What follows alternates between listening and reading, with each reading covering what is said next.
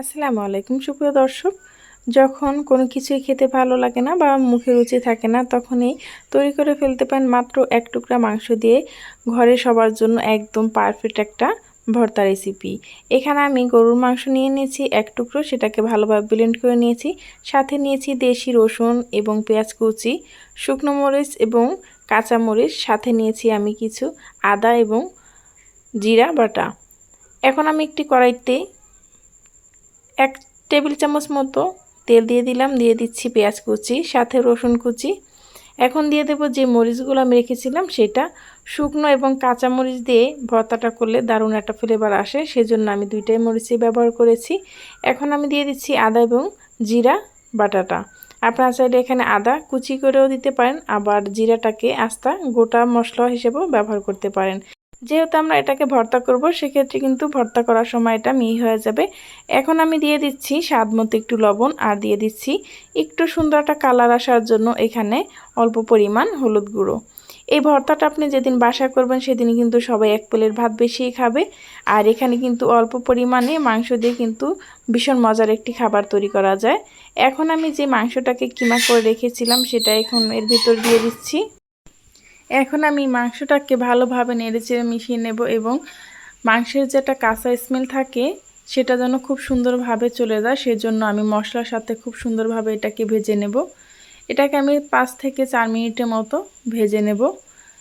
এই অবস্থায় কিন্তু নাড়াচাড়া বন্ধ করা যাবে না, তাহলে কিন্তু তাওয়ায় লেগে যেতে পারে। সেজন্য কিন্তু খুব সুন্দরভাবে এটাকে নেড়েচেড়ে সব সময় নিতে হবে। তারপর আমি এখানে হাফ কাপের মতো পানি দিয়ে দিয়েছি, যাতে করে মাংসটা খুব সুন্দরভাবে সেদ্ধ হয়ে যায়। যেহেতু মাংসটা আমি কিমা করে নিয়েছি, সেজন্য কিন্তু অল্পতেই মাংসটা সেদ্ধ হয়ে যাবে। তারপর আমি হাফ কাপ পরিমাণ এখানে পানি দিয়ে দিলাম। তারপর আমি মাংসটাকে ঢেকে রেখে দেব মিডিয়াম টু লো হিটে রেখে। দেখতে পাচ্ছেন মাংসটা কিন্তু এই পর্যায়ে এসে খুব সুন্দরভাবে সেদ্ধ হয়ে গেছে। এখন আমি ঢাকনাটাকে উঠিয়ে আবারও নেড়েচেড়ে মিশিয়ে দিচ্ছি। এই ভর্তাটা যেদিন আপনি বাসায় তৈরি করবেন, বিশ্বাস করুন সবাই একদম তৃপ্তি করে খাবে এবং আপনাকে আবারও তৈরি করার জন্য রিকোয়েস্ট করবে, এতটা মজা হয়। দেখতে পাচ্ছেন খুব সহজে কিন্তু এই ভর্তাটা তৈরি করা যায়। এই তো এখন আমি পানিটা টানা পর্যন্ত অপেক্ষা করব। ভালোভাবে নেড়েচেড়ে কিন্তু আমি পানিটাকে শুকিয়ে নিচ্ছি।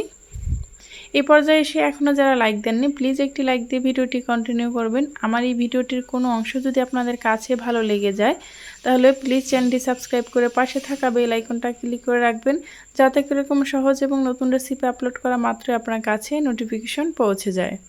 এই তো এখন কিন্তু মাংসের পানিটা খুব সুন্দরভাবে টেনে গেছে, আর যে তেলটুকু ছিল সেটা কিন্তু এর ভিতরে এখন উঠে গেছে। এখন আমি একটি ব্লেন্ডার জারে নিয়ে এটাকে ব্লেন্ড করে নেব। আপনারা চাইলে কিন্তু শিলপাটাও এটা করে নিতে পারেন।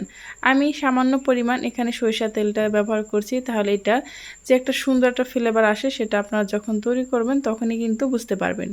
এই তো আমি এখানে ব্লেন্ড করে নিয়ে আসলাম। এখন আমি হাত দিয়ে ছোট ছোট বল করে নিয়ে নিচ্ছি। আর দেখুন এক টুকরা মাংস দিয়ে কতটা ভর্তা হয়ে গেছে। আর এই ভর্তাটা যখন আপনি বানাবেন, গরম ভাতের সাথে খাবেন, জাস্ট অসাধারণ লাগবে। সেটা আপনি বাসায় তৈরি না করলে বুঝতেই পারবেন না। সেটার জন্য আপনাদের কাছে রিকোয়েস্ট করছি, একবার হলো এভাবে এই ভর্তাটা তৈরি করে দেখবেন। আপনারা চাইলে খাসির মাংস, মুরগির মাংস কিংবা গরুর মাংস, যে কোনো মাংস দিয়ে এই ভর্তাটা তৈরি করে নিতে পারেন খুব সহজেই। দেখতে পাচ্ছেন এভাবে করে আমি এখন ভর্তাটাকে গোল গোল করে তৈরি করে নিলাম। দেখতে পাচ্ছেন কতগুলো ভর্তার রোল হয়েছে। এই পর্যন্ত আমার সাথে যারাই ছিলেন তাদেরকে জানাই অসংখ্য ধন্যবাদ। পরবর্তী ভিডিও নিয়ে আসা পর্যন্ত ভালো থাকবেন, সুস্থ থাকবেন। আমার এই রেসিপি ফলো করে যদি আপনারা বাসায় তৈরি করেন, আপনাদেরটা কিরকম হয়েছে সেটা কিন্তু অবশ্যই জানাবেন। আল্লাহ হাফেজ।